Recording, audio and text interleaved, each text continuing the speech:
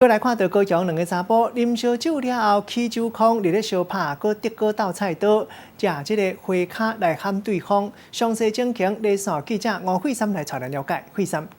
好的，主播各位观众可以看到画面中，这名白色衬衫的男子是双眼茫然，坐在地上等候医护人员帮忙来检查伤势哦。而他的朋友呢，则是在旁边照顾他。原来是因为稍早他喝醉了酒，当街呢跟另外一名同样也喝醉的男子来互殴，双方是打得不可开交，而他还被花盆砸个正着，才会坐在地上无法起身。先带你来听他的朋友怎么说。物件较烧哦，可以干啊。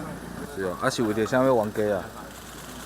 唔知啊。好了，可以看到警消人员获报之后呢，是赶快到现场来协助伤者。那根据了解，这起事件是发生在凌晨的3点多，高雄市三民区有几名酒客就在一间卡拉 OK 店内饮酒，结账离去的时候呢，其中2名男子不知道为何突然发生口角冲突，接着就在路边大打出手。那警方到场的时候，这个拿花盆砸人的男子是赶紧来逃离，但最后还是被警方抓了回来。不过究竟为何会起因突然大打出手？ 警方也将持续调查厘清。以上是为您掌握到的最新资讯。